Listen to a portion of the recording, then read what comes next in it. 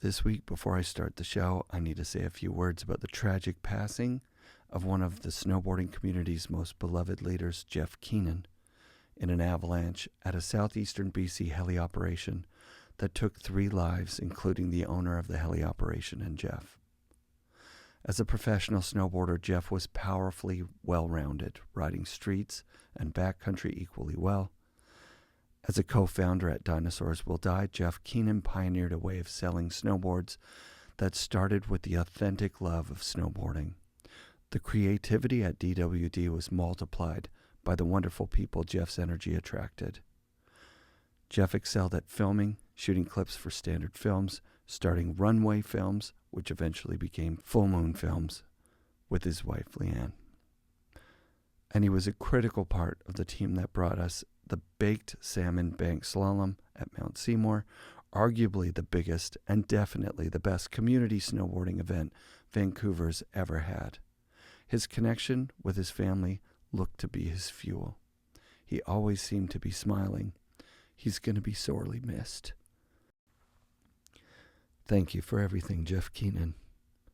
I'm putting a moment of silence here.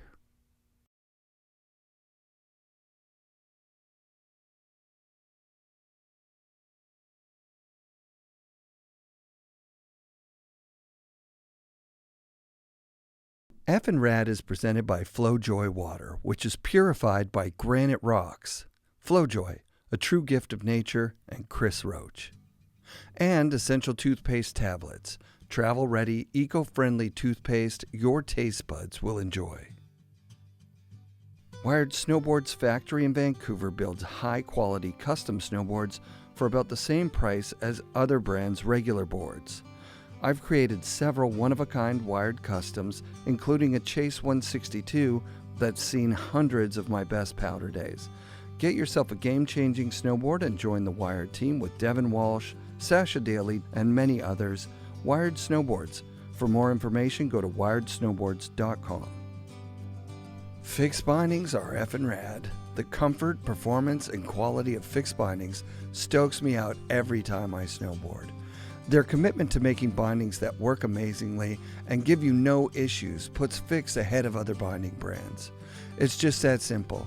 Buy Fix bindings at an authorized dealer or go to fixbindingco.com. Bluebird Coffee Tuning and Rentals in Squamish is the coolest new stop on your way to Whistler. Bluebird offers quality board tunes using state-of-the-art equipment, premium rentals for every level of rider with demos of Burton step-ons, and award-winning coffee and incredible smoothies. For a blend of expert knowledge, convenience, and lots of charm, stop by Bluebird in Squamish and get your board tuned at the newest mandatory stop on your way to Whistler. Pro Standard makes the grill mount the best mount for your Insta360 GoPro or DJI camera. It's a heat-moldable mouth mount, tripod, hand grip, hook mount, bottle mount, wall mount, clamp mount, glove mount, and shoe mount, designed by snowboard legend Ken Ochenbach to get you the perfect angle for snowboarding, surfing, biking, and it'll replace 90% of your other mounts. Use code FNRAD to get 20 off your first order at prostandard.com. Anon snow goggles enhance and protect your vision with unmatched optical clarity. Anon's Magnatech quick lens change technology allows you to swap lenses with ease. All Anon goggles are engineered to deliver no fog days and pair perfectly with Anon helmets and MFI magnetic face masks. Get yourself the best goggles at an authorized Anon dealer near you. Support also comes from our friends at the Boardroom Snowboard Shop. Check out boardroomshop.com and use code FNRAD10 for 10% off regular priced items and FNRAD5 for 5% off sale items. 1910, the collaborative artworks of Jamie Lynn and Scof. FNRAD 20 saves you 20% off at 1910.com. New Greens, the superfood green drink sourced from American farms. Use code FNRAD for 20% off at newgreens.com. I want to thank DeKind Snowboard outerwear, travel bags, and backpacks, Rip Curl's Anti-Series outerwear, and our friends at Mount Seymour, Grouse Mountain, and Cypress Mountain for their support. Mark Sollors is a distinguished Burton pro with a resume of parts and published photos that one can only get through years of hard work. His smooth style and positive outlook shine through in everything he does. He's a founding member of the Man Boys and the Powder Hounds, and he's building on his pro snowboarding career with design work at Burton. We were on a trip to Fernie just this past weekend, and I have to say, having Mark there was a highlight for everyone in that snowcat. Here's an interview with the one and only Mark Sollors. There was like a Man Boys podcast starting by like Rusty and Jody, and I think it was just more of an outlet for everyone to chat. And then Jody really took the reins. Yeah. Because, I mean, like, it's not going to be something for me. I don't speak very much. I'm pretty quiet. Let's start out there. You're an introverted professional athlete. There's a lot of them, actually. Yeah. Well, I think snowboarding is actually a great sport for those types of people because it's very much an individual sport. Yeah, we're like social and we're out there, but it's like when we're riding, we're very much just like in our own bodies, in our own mind, talking to ourselves, talking our way down the slope, So that's kind of the best thing for us and for me personally. So yeah. It's definitely been a shift though, like as I have become like, the professional career that I've had, I've definitely had to like step outside my usual comfort zone and like try to open up more and like force myself to be more like engaging in a conversation when a lot of the times I would have usually like shied away. So. I saw you at the catboarding thing today just being like the consummate professional, like happy about the day, stoked about everything. I mean, how like, can you not? It was a great insane. day. It was Today an incredible was so day. much You're fun. right. Yeah. You're right. But like you were definitely like the cheerleader of like, fuck yeah. Like that was sick. Thank you. I very much appreciate that. But I would say we were fortunate to have great people out there as well. So I didn't feel like I was trying to lead that in any sense. I feel like I was just like mimicking everyone else's energy. Sure, like we were all just out there bored and having a great time. So it was awesome. Yeah. If I'm a little slow with my words, is because we just had, I think, 12 or 13 runs here at Fernie Wilderness Adventure and just rode POW all day, and it was all time. A full day of just like non-stop. And the guides had like an agenda to bring us to things to jump off of. Yeah. I don't think we had one run where there wasn't like a cliff or a jump in the run. Yeah, it's kind of like the classic, like they knew the assignment. They knew they were just like, all right, we have like the Burton crew, we have a bunch of retailers from all over Western Canada. Let's just show them our hits, show them the jumps, cliffs, and we'll be able to go and have fun. So, These guys have built just an amazing operation here. Yeah, it's really fun. I was really not expecting the lodge to be this, because Zach's like, oh, it's a pretty basic lodge, like it's wood fires. I'm like, this is the best. But this is what it is, This like is the best. I don't know if you think about like the history of it. It's like we didn't get into snowboarding to be luxury. Sometimes we're fortunate to be amongst luxury, but we're snowboarders through and through. I feel uncomfortable so it's like, there sometimes. A cabin in the woods riding powder. It's like that's what I feel like that's our roots right there. I could not agree with you more. Yeah, no, it's great. Yeah. So like we're having this stoke day. One of the things I've noticed, like, over the course of 10 years of doing the show, I've gone from being just like a super fan of snowboarding and the pros to like sometimes getting to ride with them, which, I mean, I guess I kind of always had that, but I just never felt like I had earned a spot at that thing. Isn't that a funny conversation? That's a whole nother conversation there where it's almost like you're getting hit with some imposter syndrome because you built this great show, which congratulations, by the way, 10 years. That's awesome. Yeah, thank you. But you very much have a seat at this table. You have more, more history about snowboarding than anyone, like myself or anyone here. And it's like, even having our conversations in the cat and how many people you've interviewed and the history and everything, it's just like you're a wealth of knowledge. So it's great. And all of it came from just following what I wanted to do. You know what I mean? As opposed to like what I was just saying to you. It's like you're a natural out there. So there's some sort of balance between, longevity on a team like Burton, which is, inarguably the best team in snowboarding. So if you get on the Burton A team, like that's just a dream in itself. And a lot of people have had that dream and then done 2 or 3 years and then just been like, I'm not the best in the world. I'm ducking out, right? Well, I don't think I'm going way back. Back. Yeah. Like there was there was this thing with snowboarding where it was like if you were 30, you were are done. Yeah, 100%. I mean, it definitely was built on like a very youthful young person sport. I mean, I think we can just agree. In the 90s, it was like insanely rebellious, and that was like a thriving, like growing state of snowboarding. Yeah. And I think now we have to look at it as like snowboarding has matured. I mean, Jake's always said that. It's like that's the most dangerous thing is like snowboarding maturing, you know. And now we're in that space where you have people in their 60s and 70s that got into snowboarding when they were in their youthful years and loved the sport, you know. So it's like we have this generational. This isn't just like a sport for the youth. It's not just a sport for somebody older. It's anyone and anywhere. And I think companies across the industry are starting to realize that, where they're like, okay, well, there's a home for everyone here, you know. It's like snowboarding is like such an amazing sport for a lot of reasons, but it's like one of them now is like, you know, somebody that's a father can go snowboarding with their sons and daughters, you know, that are just getting into the sport, that, you know, the father, or sorry, I should say the father and the mother, like loved when they were kids.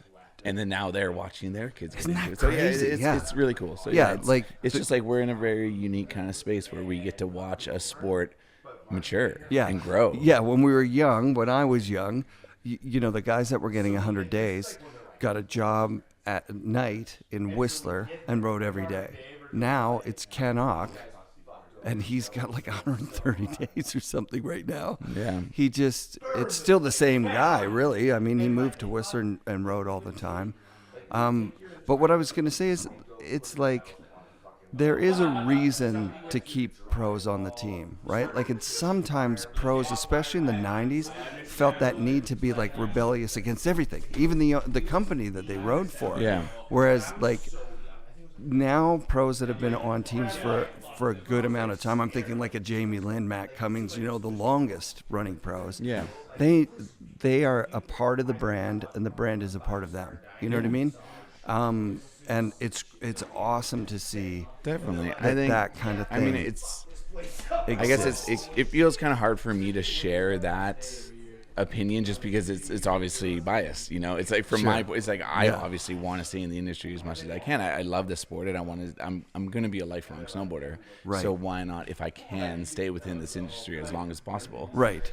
So for me to say it's important for a company to keep us around, I think is like, it's a very biased thing to say. But if I try to, you know, like zoom out and look at it from like a very just like top down view, I think it's incredibly important. You know, it's like, you know, look at it this way. I actually had a friend compare it to me in this way, where I was like, you know, like, what happens after snowboarding? Like, what would you want to go into? You know, I was like, well, maybe I'd go into like film production. Like, I like producing stuff, and I thought about all these ideas.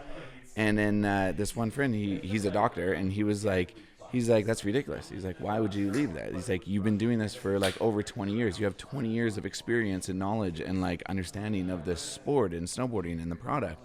He's like, why would you just like up and leave and go start a whole new career? And he's like, I went to school for, you know, 8 years and 7 years, 10 years to be like a doctor. And he's like, I wouldn't just like finish that and be like, that was fun learning all that stuff. I'm going to go learn another skill over here. You know, it's like, that's a really good point. It's kind of that comparison. And again, it's like my point of view is going to be different from somebody else's point of view, but I do look at it in the sense of after all these years, I have value to give back to these companies, and especially on the product side, I really enjoy working with product. And if that's what I'm spending a lot of my winter on, is helping to like further product and make it better. And that's like it's almost like selfishly, that's like a spot for me to leave a stamp on, you know, how I gave back to the snowboarding industry. Hopefully Absolutely. I made a product better. Totally. It'd be a great feeling to like, at the end of my career, being like, well, you know, I helped work on this, and I feel like I elevated this to a certain degree. It's like that would be a great feeling. Right.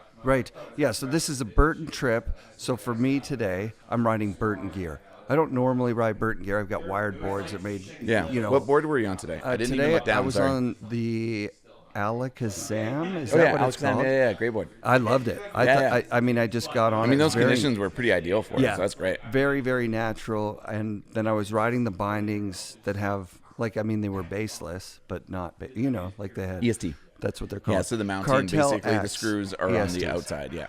And I'm looking at this gear, and I'm thinking of people that I've talked to, that somebody figured out that buckle or that ladder strap. Like there's pieces of people under my feet. You know what I mean? Like real, like amazing people that snowboarded and tested and rode this shit and gave their input. It's not just a plastic piece that came out of a mold somewhere. Exactly. So it's incredible, dude. I loved it. It's actually fun. It felt really cool. It's a great way to have this conversation, because I think a lot of people right now will look at new product and be like, oh, you know, bindings are fine the way they are, you know, and yeah, strap bindings are amazing. They're great, you know, but we've also had 40 years of fine-tuning strap bindings, you know, like exactly. It's not like the bindings that we ride right now are the same in the 80s, you know. We talked about those clips today. Yeah, so it's kinda, it's like anything. Like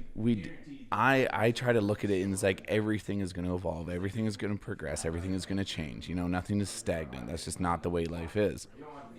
So if I look at, you know, like our new progression, not to feed this conversation in step on, but I think it's just the easiest way to talk about this. Yeah, of course. We're talking about product is like, all right, cool. Like we came out with Step-On in 2017, I think is when it was released to the public. Yeah. Like the Step-Ons we have now are vastly different from the Step-Ons that came out in 2017. 8 years later. Yeah. It went so fast. And that's kind of why I'm enjoying this, like working with these product teams to be like, all right, cool. Like, well, where are the ways that we can make this better? How can we progress this? How can this get better and better and better? So, you know, in 3 years, it's even more elevated. And then if you completely zoom out and look 20 years from now, it's like, well, what is that binding going to look like? Is Step-On going to continue to grow into a spot where people will look back at something else and be like, oh, that's so archaic, you know? It's yeah. Or maybe there'll be a completely new technology that comes out in 15 years and people will be like, you don't need to do that. Step-On's great. You know? Right. But really, it's this constant evolution. I think that's how I look at it, as the healthiest way to look at snowboarding and the equipment that we ride.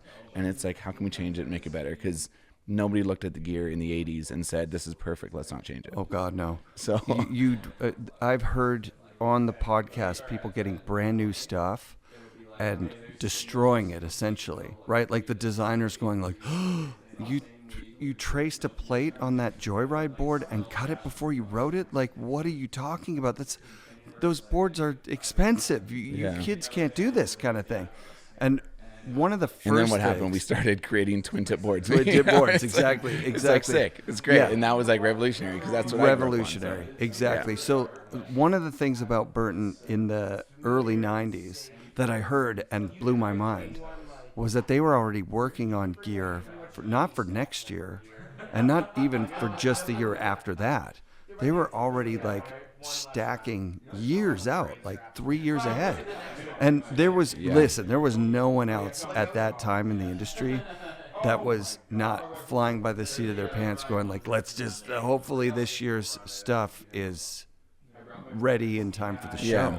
Yeah. I think now most companies run 2 or 3 years in advance. I know we're already on like 2027. We're already talking about product in 2028. So it's like those conversations are like well and happening, you know, like the product I'm on right now is, and what you were on was 2026. So that'll come out in the fall, ready for winter 2026. Sick. 2027 is like more or less already done. Oh, that's unbelievable. With maybe some minor changes if there's like production issues or last minute changes, whatever. Yeah. And then like the mapping of 2028 is pretty much already there. And that's all like, again, it's kind of crazy. Like the more you learn about like the business and stuff, and that's what you have to do, like supply chain and like absolutely getting the product to make the product, you know, getting the materials, sourcing all that stuff out. It's like, the earlier you start that stuff, the cheaper it is, the more sustainable you can do the background and make sure you're getting something like proper and good and not just doing like we all know about like fast fashion right now and how bad that is for the environment. It's terrible. Like, the sooner you can go and look into the materials and know what you're working with and continue to evolve it, it's like, that's kind of the easiest way to do it. You just have to look out and ahead. Yeah. So finishing what I was talking about, seeing you up there, being the consummate professional, there's a reason for longevity with riders. You know, there's a reason that Mikey Rentz is still on the Burton team. Yeah. He's absolutely wonderful to be around. Yeah. He's like really fun, and he loves snowboarding. Like he's great. He loves snowboarding, and he always has, right? Yeah. And I got that feeling when I went to Burton that this is a company that at the helm there are people that really have the love of snowboarding at the forefront of their minds. Absolutely. I mean, Donna is such an amazing woman. I mean, it's incredible, like how strong she stands up for things, you know, how much she supports her company, how much she supports everyone in snowboarding. You know, she is like snowboarding through and through, you know, like she'll go to battles with fists to like stand up for snowboarding. Crazy, you know? crazy. And it trickles down too, like the people that run each department, the engineers that work on the product, the designers, like everyone there is like through and through a snowboarder, and they're doing their best to make the best product they can. Yeah. You know, that's as simple as we can put it. It's like there's no shortcuts to any of this stuff, you know, like everyone there is doing it for a reason, and we're all working to make things the best we can, and so that we all as snowboarders can have the best experience on the mountain.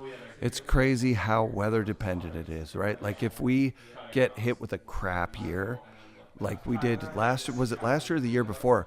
BC had a real bum year, and then it just trickles down through. The retailers have overstock left over, and then people aren't excited to buy new stuff, and it was just like, but then you have a hammer snow year, and the whole industry just puffs up again. Like everybody's like, smile on their face. This is gonna be great. Like I'm still learning like that business side of it, you know, and understanding that. But I agree, even just like the energy behind the community, you know, when you have like a good winter, everyone's fired up. It's you have a bad winter, everyone's just like itching for the next year, or they're just kind of like, well, you know, this year Japan was good, so next year I'm going to plan a Japan trip. You know? It's like, It's like that, like you can feel that in the community. Everyone's kind of like, okay, well, I didn't get it this year. Or like they're like, I felt like I missed some of it this year, so where can I get it next year? It's unreal how, you know, like unified as a world we are right now. If you look at it through the eyes of a snowboarder, like I heard a couple of conversations here about Japan, where to go, where not to go, where's blown out, where's the best. People are, I mean, Japan is far away. We're not talking about, hey, should we go to Manning Park? That's like a 3-hour drive. Yeah. People are global. If there's no Manning snow Park here. is sick, dude. Oh, Manning Park is fun, dude. But we're also very spoiled, like living here in Western Canada and the Pacific Northwest of North America. It's like we're very spoiled with like some great mountains and great snow a lot of the time. Oh my God. But when it doesn't work, it kind of opens that eye to like really viewing it from like how snowboarders in the rest of the world will see the slopes and see snow. It's interesting. You know, like when I was in China, it was like it's 75%, 80% man-made snow.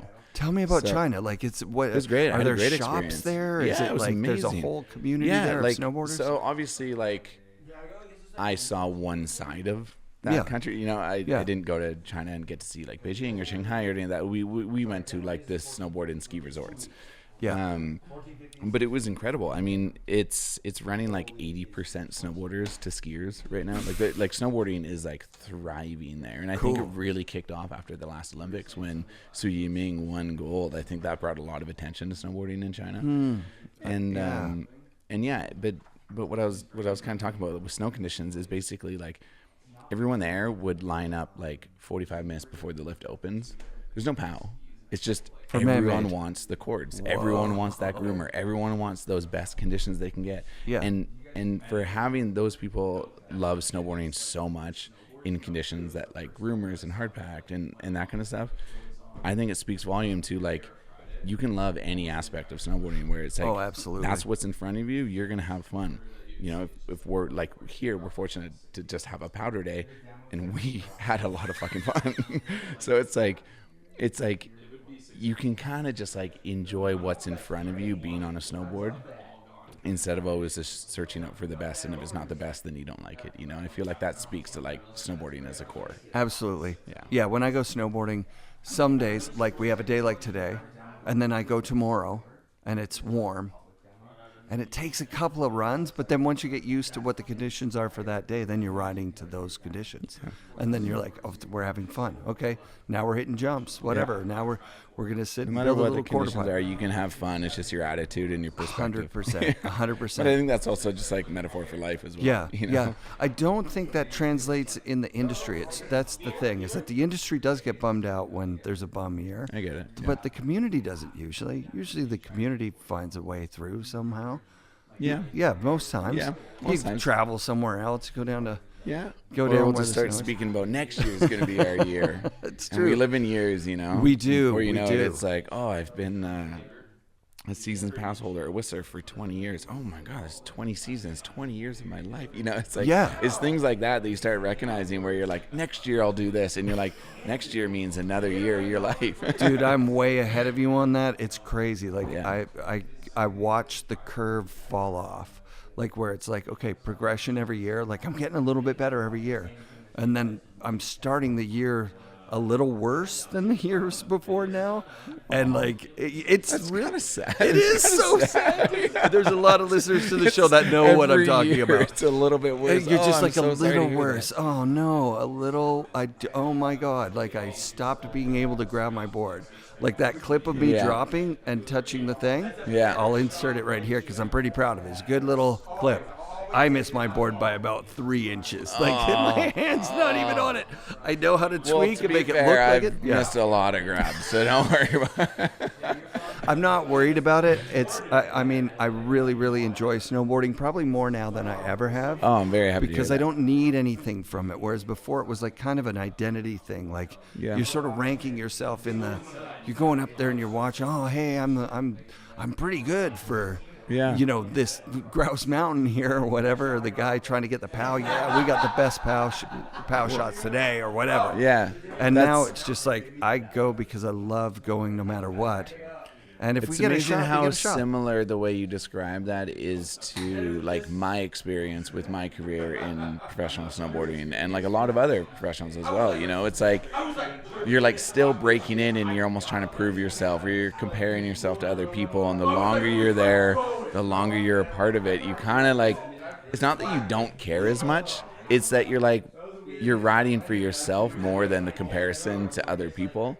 And now, you know, with this, I mean, very thankful long career I've had, it's exactly what you talked about, where you're just like, I'm just looking for the things that like make me happy or the things that like I want to go and ride and what we're doing together and like doing for like with Burton. It's like we do a lot of cool shit and those are things that make me really happy right now. Yeah, so, yeah.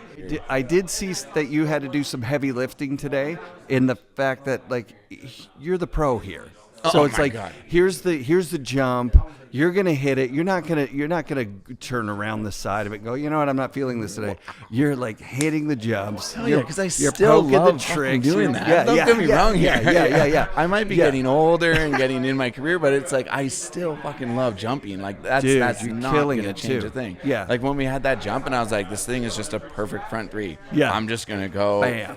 Yeah. Hit a big front three. I was like, that sounds great to me right now. Like I still love doing that stuff. I'm definitely not like slowing down in the sense of like, oh, like there's these things where it's like, oh, like quote unquote for the people listening, I don't have to do these things, quote unquote, you know. But it's like, but that's never the case. Like it's always like, what do I want to do? It's like I want to go and do these things. It's like I'm not filming as much as I used to. I only went filming for like a month this year, and I've been doing a lot of other like brand and product stuff.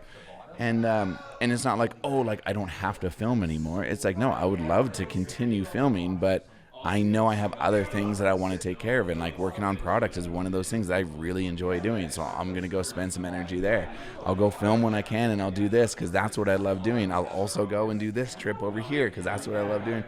So it's more this like, I don't know, like it's like feeding like my internal kind of like, what do I want to get done? It's like I still want to go and snowboard. I still want to hit big shit. I still want to ride stuff. But I also like, I'm really enjoying these new avenues that I'm starting to explore, and I want to spend energy there. So it's almost like I need more time. That's really what it comes down to is I need winter to be longer. Unbelievable. Yeah, and I mean, you were describing a typical season for you right now. And really, even summer, you're going on a trip to the southern hemispheres. Yeah. You know, I get what you're saying, though. I really am intrigued by, because you were one of the guys that was at those rider roundtables, like when Jake was still around. Like you've been doing those for a long time, right? Yeah. I think before his passing, that would have been 2019 was our last rider roundtable altogether. So I think the first one I went to was like 08 or 09. So I mean, it's not like crazy long time, but it's still like 11, 12 years of doing those. Every spring we would go to his house in Long Island. Wow. And we would sit in the room And we would be there, and every head of every department would run through every single product that Burton made, and we would all talk about it, and we would all sign off on it. We'd say yes, no, every colorway. Like, we've had these things where there was like a colorway in there, and we were like, I don't like that line, or I don't like that color. Everyone would have this revolt about changing it, and it would send like chaos through the office of like, we need to substitute this color. Oh my God. Yeah. Right. Because you're looking at the ball's already rolling. People have already started to source that material in that color. Yeah, so we do.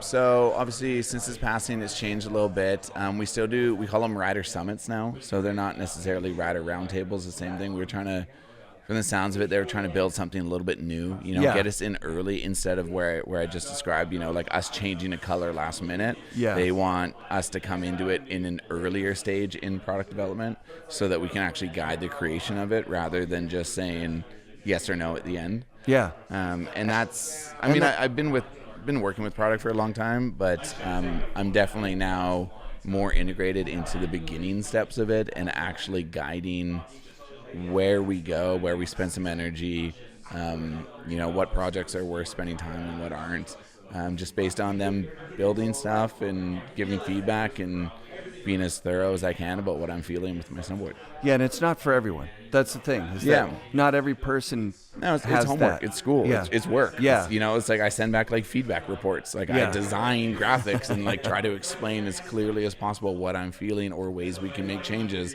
And then the engineers that are there actually tooling, like, hey, how can we make this idea that I'm talking about into an actual product? I love that. Yeah. That's cool. Yeah, it's really fun. Yeah, when I was a buyer for the boardroom, I found that was not what I like to do. I can't sit and look at colorways and where the pocket is on a jacket, like it just isn't. I just can't. I couldn't do it. It was really difficult for me. Maybe I was falling asleep because I was partying all night in Vegas, and then you would be sitting. So in those Vegas, are during what, the SIA or whatever, the Las Vegas trade shows. Yeah. And also it could be that Sean Johnson is showing me jackets, and I'm like, this is not going to work. Like I'm looking at these things going, I'm not certain that this brand is going to actually go. But then I don't. That's a hard. It's so hard hard eye to look things. It's not me. That wasn't me. I was not a great buyer because I'm a lazy person in a certain way. Like I want to do it with the least amount of effort. So I would be like, well, you're the rep.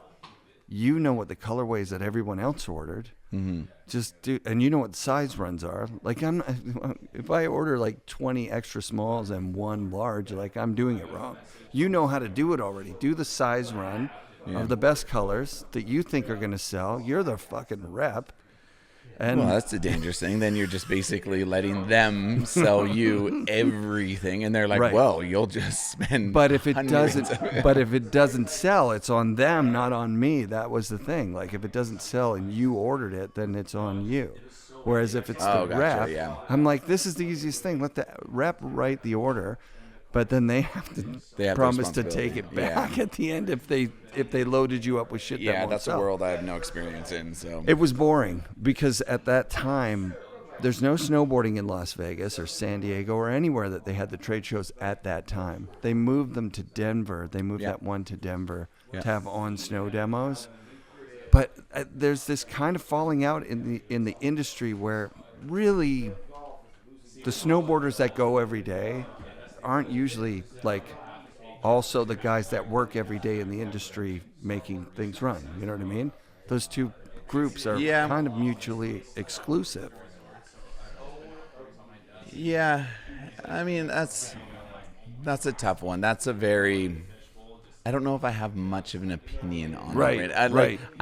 I feel like I could answer this conversation, but I feel like I don't have enough of an opinion to share my point of view when I don't. Well, because when I'm not knowledgeable because you're out there with all the riders riding all the time. Yeah, and like the sales side is definitely a world I don't have experience in. You know, like the marketing side, I understand that. The product development side, I understand that. A lot of those guys are here, hey? And like sales and marketing with these people and in-person relations with, like snowboarders on mountains. Like I can do that all day long. Yeah. The actual crushing of the numbers and how all that works. Yeah. unfortunately, that's not margins on, Yeah. like well, you pointed out a crazy. weakness in my current path of understanding the industry. So maybe that's You'll an area I learn need it. to learn this summer. You'll learn it. Yeah. I mean, I heard from the old Rossi rep, my friend Fred, that he was there when JF found out that not every Rossi JF that was sold to a shop sold. Like, he's like, wait, what do you mean? There's some left over? He had no idea that there could even be some left over. He had never thought about it before. Yeah. Because as a rider, you just think, okay, well, they gave me royalty for 500 boards. That's great. Yeah. But then you find out there's 300 of them stuck somewhere in some market where they didn't sell. So that's something I already know about, because sell-through is like a very, very important thing nowadays, is making sure that, you're not making more than you're actually going to sell, whether that's samples or actual production. Yeah. So I think that's like, those are one of those ways to like fine tune how a company is like ordering and running itself to make sure and that's just like a sustainability thing too, so that you're not just like wasting product. Yeah, and exactly. actually hitting like targets that you think you're going to achieve. Yeah. And I mean, that's the thing, is forecasting is based on guesses, your best guess. Yeah. And I feel like there was time in this industry where it was not looking at sell-through necessarily. It was hitting unrealistic targets where they're just like, you have to sell 20% more than you did last year. If you want to be a dealer, you need to you need to step your game up. It's gonna work. It's kind of not fair if the guy is selling as much, or girl, the shop is selling as much as they can, and there's mitigating things. But Burton figured that out too. Like Donna talked about that. She's like, yeah, that was we adjusted to be more realistic. Yeah. And that's the thing that I got from her, was that she's interested in the relationships. Like, it's not just a bottom line thing. It's like a relationship with dealers. Like, look at all the social events that Burton does. It's nuts. And this being one of them. Like this. So what happened for me was I fell off. My Anon deal fell through because it was through the States. There was something going on. And they were like, okay, we're not doing it this year, but if you want to do an event, call me and we'll send you a bunch of stuff, whatever. Cool. But then I was like a little bit butthurt, and I was like, well, if you're not sponsoring the show, like, why would I want to like bring your stuff in? I could bring in somebody who wants to sponsor the show. Well, then Evan found out through John Roth that no, he was listening to Mikkel's episode, and I was lamenting about it, and he's like, I don't know how that happened, buddy.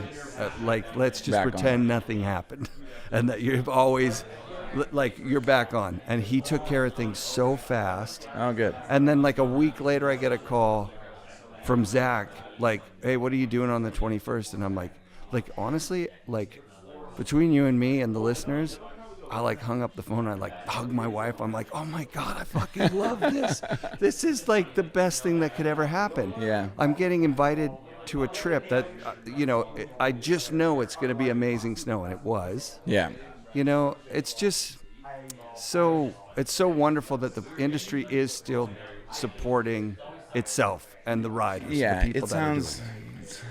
I don't want to say this because it just sounds so lame, but like, the industry is a community, and I think to a certain degree, everyone wants to take care of each other within our like snowboard industry. To a certain degree, I agree. I definitely know that there's things that don't work out that are all roses, Sure. and that happens. I mean, that's life. That's everything. And people straddle the line. I think deep down, we're all snowboarders to the core, and we're all very similar in a lot of ways.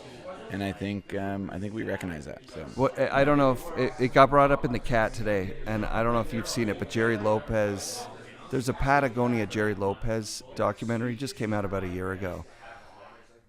And he says in there that, looking back on his life and his achievements, that he was really selfish. And I'd never thought of it like that before, but snowboarding on some level is quite selfish, Like when there's like a POW day and you maybe have some tentative plans with a friend or a loved one or something, and you're like, can we just push it? This is a window. That it is a selfish pursuit in a lot of ways. Yeah. But that's good. Yeah. You have to do stuff for yourself. It is, but I also think you could look back on most people's lives as they get older and say in their younger years they were selfish. Absolutely. I think that's like, if I look back on my life, Yeah. I'm 38, I'm looking back not that many years. Yeah, pretty young. But there were definitely times where I made a lot of very selfish decisions, and that's very true. But I think as you look back and as you kind of like learn from your past lives and the person you are, and try to like almost like audit yourself and audit your own history. Yeah. You see a lot of negative, but you also see a lot of positive. Yeah, absolutely. Yeah. And I don't even think selfish is a negative word. I think that it's like a lot of times we're too unselfish. We're too selfless, right? Like the boss calls and says, I need you to stay for an extra 2 hours to get ready for Boxing Day on Christmas Eve. My family's sitting there waiting for dinner, and I'm like, I gotta make these signs. I'm sorry. It's just gonna be. I don't think that's a selfish thing to say no. Right. That's like, I think that's a very like unreasonable request. I know. But I do recognize what you mean, and yeah, it's true. Like selfishness isn't a negative if you're using it in a way to make sure that you yourself are taken care of. Yeah. So I do think, again, this can be like probably taken out of context in a negative way, but I think you have to be full yourself before you can start helping others and the people around you. We flew here. They say then, put your mask on before helping other people, because you can't really help someone if you're gasping for air. Yeah. So you need to pump your own tires. You need to, when you're a dad, you have to kind of pave the road for your kids so that it's kind of smooth sailing. Because if you're just in the service of your kids, driving yourself nuts, and I see parents do it because you also want to be quite selfless with like you love your kids, you're trying to do the best. Yeah. But there's a fine line between like losing yourself and then not being a great role model, or being too selfish and not being a great role model. But that's actually like one of my best friends, he has a kid, and he said he always wants to come snowboarding, and I'm like, it's great that you can still have time to like come snowboarding and you haven't like just given up any free time to your kid. And he's like, no, because I don't want to lose myself. I don't want to lose the life I have. Yeah. He's like, because I want him to see that you can grow up and you can have your own lives and your own responsibilities, and I want him to be proud of the person I am, instead of him, like ditching his whole life to raise this kid and then losing who he is. Man, and it was a very powerful thing that. to hear, like you don't lose yourself. Yeah, I didn't have that. I really was like, this is 100% sacrifice. No matter what, kids come first 100% of the time. Yeah. And it didn't work for me. Like you start seeing your kids don't really respect what you're doing. Why? Because you're not respecting your own self. You're not respectable. Honestly, it's better for, like, what you just said is the perfect way to put it.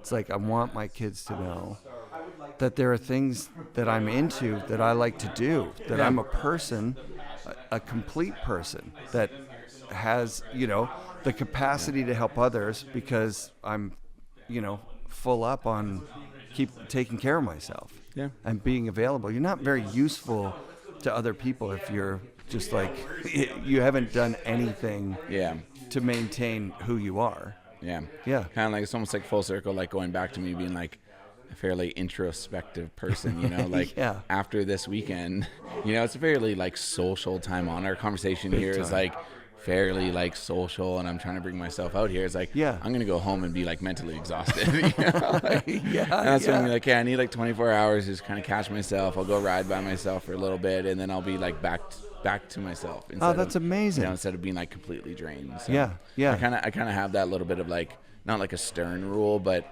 I enjoy my, like, when I get home from certain like work trips or environments, I need like a kind of a 24-hour kind of like, all right, cool, let's just like reset, get back to myself. You need a weekend. You need time to yourself. Yeah. Which is funny to say, I need like a reset after such a fun weekend.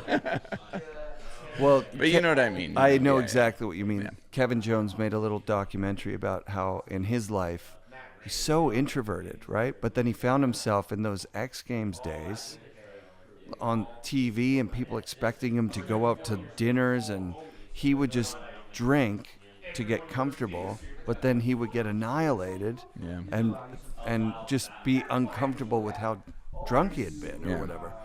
And it just, like, had he been able to just at the beginning say, like, I love snowboarding, I love doing it, but I don't really love going out and shaking hands with the public and signing things. And then that raises the question of, like, that's kind of part of the job. Big part of the job, isn't it? Sometimes, you know?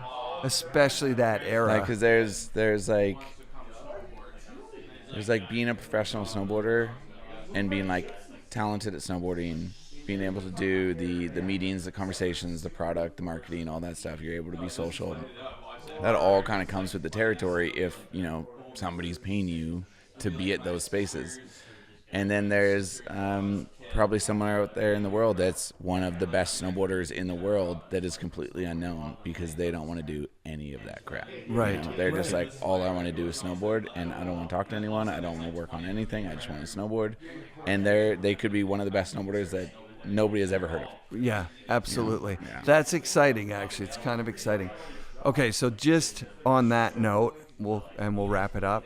Yeah, sorry, I'm getting pretty tired. It's I like totally the early understand. morning. Yeah, man. We're getting, and it's, people are starting to get into the beer energy here, right? We Yeah, gotta you can hear it. You can hear it hop in the behind us. hot tub and wood-fired hot tub. Have you ever been in one before? That's insane. No, I definitely have burnt legs from that. You were like, too I close looked to at the thermos thing? when I was going in because it was the wood fire. Obviously, it's not like a setting. No. And it was like 114 on the thermostat. I was like, that must be wrong. And I got in. I was like, it's really hot. It's really, really hot. Oh, no. Took the lid off the fire. There's a hose there. Started filling it with cold water. Sure enough, temperature started coming down. Yeah. I get out of the hot tub. All my legs and my body's like bright red. Oh, my God. Yeah. That is not good. Yeah, I was in there for 2 hours because it was winding down.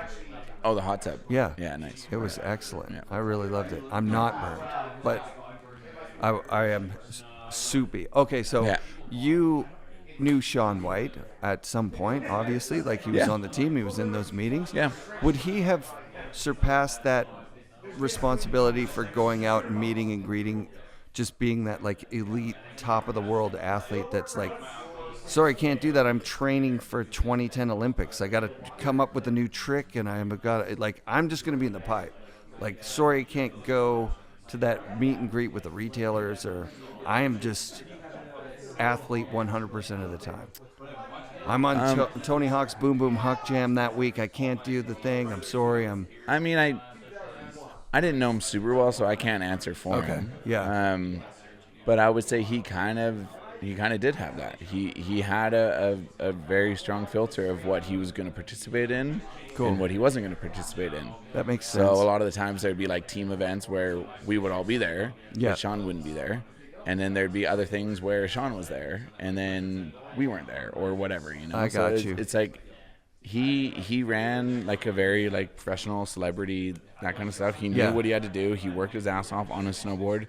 Insanely talented snowboarder. He knew what he had to get done. Yeah. And I think to a certain degree, the snowboarding came first. Winning contests came first. Yeah. And then everything else came after. I think we as a community were really hard on the guy because he didn't do the community thing because he was busy doing this insane athlete thing. That was he was the first one. He was there to win. To really take it to a level where there was Sean's run, and then there was kind of everybody else. Once in a while, people would beat him when he was on his game, but he was training harder, and he was just at that level. That's my own opinion. I don't know anything about it. I wasn't really watching that closely, but I think there's room for that, and I respect that now. Whereas before, I kind of didn't understand it. I didn't understand what it took for him to be who he was being.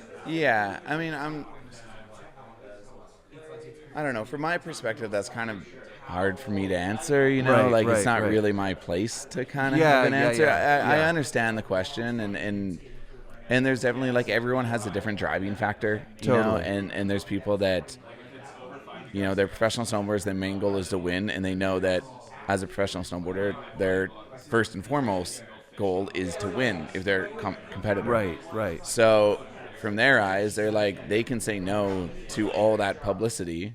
Right. As long as they're winning. Right. You know? Yeah, and then they're just winning. It's great. It's amazing. Yeah. But, like, also then there's the other side of it where you're a backcountry snowboarder, filmer. Before NST, there was all the events and stuff. Then you kind of knew that you were filming video parts, but then you also had to participate in other things because that's if somebody's paying me, I want to do a good job, and like I want to be a good worker. I'm not an employee, but I want to be a good. Yeah. I guess you could quote unquote say an employee and be able to over deliver what I consider as being like a good person and somebody that's there for the brand. That's the professional side of it for sure. Yeah. It's so and I crazy. enjoy it too. Like don't get me wrong, it's not like I'm like, oh fuck, I gotta go do this. No, it's I just saw it today. Man, I get to snowboard and I get to see some great people and I get to work on great product. I get to flex my creativity muscles, I get to flex the tools and like learning new skills of like engineering and how product works. Like it has been a really fun ride. So I can't answer for him and his perspective, but just like you couldn't answer for a influencer or whatever. Like, there's all these new people in the space that are like influencers that are maybe their skill level is low, but they've got like a following, and then they've got it's that stuff is so foreign to where I'm coming from. But you're somewhere in there too. When we were talking about YouTube, you know about the algorithms and thumbnails and that's like engagements. The influencer word is very, I guess, scary. You could say. Yeah. Nobody. It's just like nobody over 20 wants to honestly be called an influencer, right. You can make an argument that like a lot of snowboarders out there, like myself included, I'm like a filming backcountry rider. It's like I create content. It's like you could basically say I'm an influencer, Right. But I like to look at it as like we're doing something snowboarding that takes skill, that takes effort and work ethic and more into it rather than, the framing of a photo and knowing how to properly tag and keyword and do SEO. Yeah. But I do have to learn all that stuff now as I kind of open up this new window of like working with product, but I also want to showcase kind of my experiences and use that experience to do product reviews. And so now I'm learning all about YouTube. And so I am more or less becoming an influencer as much as I fucking hate that. Mark Sollors is don't say Mark Sollors is the influencer. No, I'm just kidding. But I like to make the argument that it's like I will still go out there and I want to still go out there and film. I might not be spending as much time putting it or like time and effort into these film projects, but I am going to go out there when I can and showcase that I am still like, as much as I'm doing all this other stuff, I still want to make sure that I'm on a level of like a professional snowboarder that can hold up to like making, people excited, watching something, people going, oh, that was sick, or that was great, like that is at the core of what I do. And all this other stuff is really fun, and I think it's adding longevity to my career, and maybe there's an area I can continue to stay, but like at the end of it, I am still a professional snowboarder, and that is where I want to be, and I want to make sure that's like known. I'm not getting past that. Yeah. All right. I think we just put a period on the conversation. I think you are, in my opinion, a consummate professional. Like, you've got the whole package, the style, like watching very you generous. is incredible. Like, very kind of you to say. Thank you very much. I've seen some clips from you over the course of your career that are just jaw-dropping, and then getting to ride with you in person, it's like there's a reason like that you're a professional snowboarder, because you're really good at it. Thank you very much. Thank you. And I think what you added to this trip with all these amazing people is invaluable. It's awesome. It's like not many people get to say like, oh yeah, we were on a catboarding trip with a pro and we were like hitting this stuff with them and going and having this great day. Like that's what this whole trip is about, in my opinion. Yeah. It was good fun. There's a couple of jokes up there where it's like, who's going first? And they're like, Mark. And I was like, what? I was like, no, this is your guys' chance to ride powder. Yeah. And they're like, no, put on a show. And I was like, exactly. That's what I was alluding to before. Yeah. I'm like, I like felt bad. I didn't want to go first. I was like, no, like I'm fortunate enough to get to ride powder. I want everyone else to experience this. Right. Like, go first. You know, Right. I'll pick up the scraps wherever they are. I'll find them. You know. But I mean, even for myself, my whole career, like if Devin Walsh shows up and I get to ride Seymour with Devin, when he does something, I'm like, hey, the group I'm with just did that. You know what I mean? Like I get to feel a little bit of the like, oh yeah, we're riding with that we had guy. a great day. Yeah, we had a great day today. Yeah, Dev did like a I love that. 7. Thank you very much. That's Yeah. great. So that's how it was today. Appreciate that. Yeah, man. Cool. Thanks for Nice. doing the show again. Thank you. Peace.